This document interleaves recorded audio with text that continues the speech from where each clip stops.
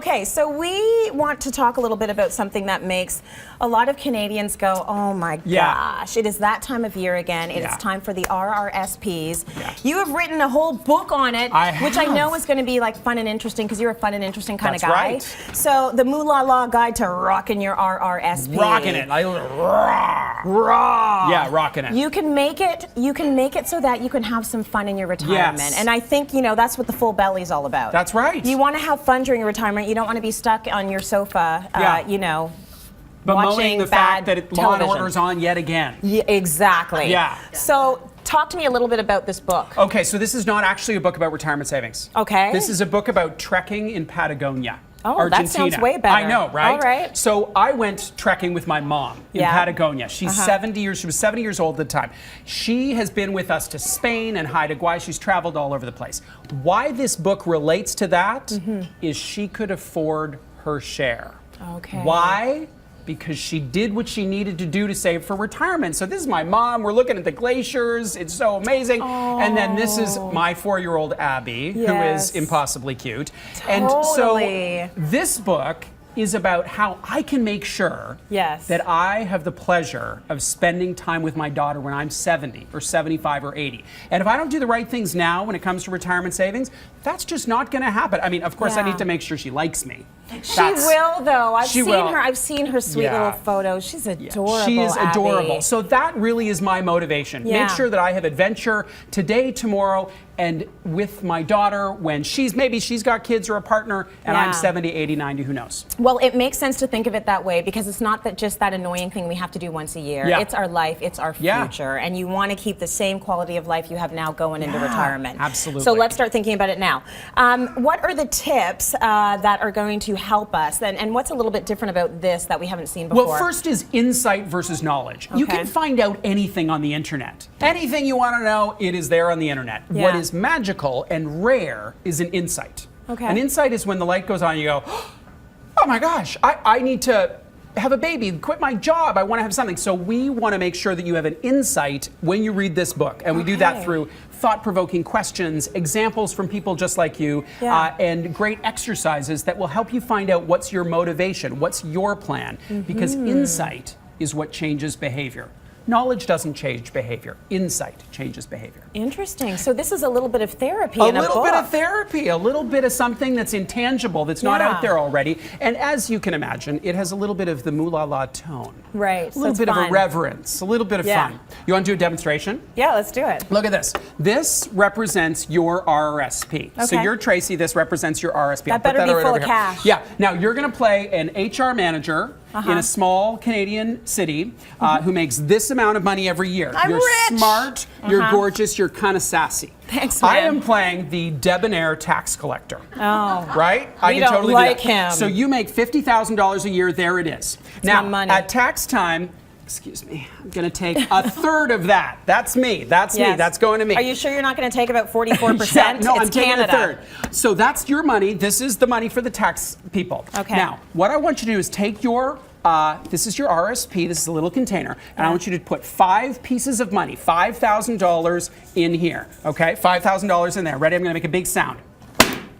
So you have hidden that money away. And I, the tax collector, go, wow, you just got a bigger tax deduction, so I need to give you $1,500 back. If you're smart, you'll put it back in there. But you could go to Cuba. I don't know. I'd prefer you put it in there, but go to Cuba. So the first benefit of RRSPs is that tax refund. If you don't put it in this beautiful box, you don't get that tax refund. But here's the bigger thing.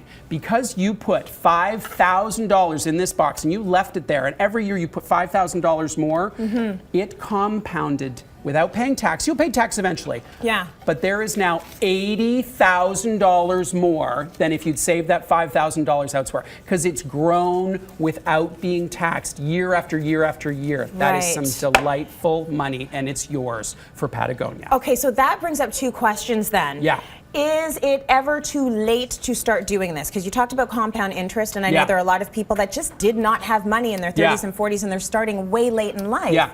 Is it ever too late? It's never too late. It's like it's never too late to have a great relationship. It's never too late to get a handle on your financial well-being or your physical well-being.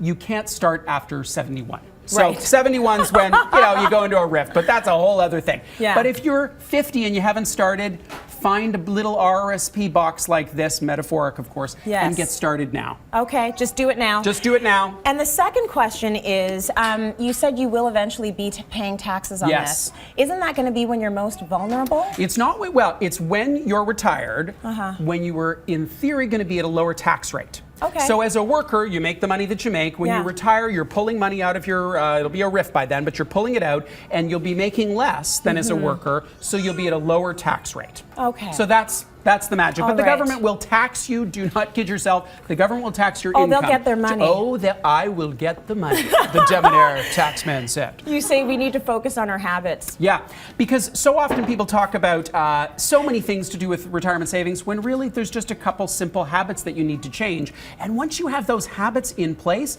there's not actually that much to do. You're going to actually read the book, change your habits, and then give it to your sister-in-law because you won't need that anymore because you'll have good Right. habits. First and foremost, regular contributions. Yeah. Set up a regular transfer from your bank account on payday into your RRSP. Just go into the bank, make it automatic, and stop thinking about it. I like this stuff, but I don't expect anybody else out there to think about it more than a couple times a year, so don't. Right. Just do a few things right. Make it automatic, and at the end, you're going Yeah. to be really surprised with a nice little deduction. Yeah. And that is the first step that people should do. Is that what you suggest? Yes, well, there's one step before that. Okay. And that is, what do you want to do when you retire? Because so I much don't of the know. advertising is about this nebulous life stage that doesn't actually speak to I wake up and I can't do retirement. So what am I doing? Yeah. Well, for us, we want to live part-time in New York City.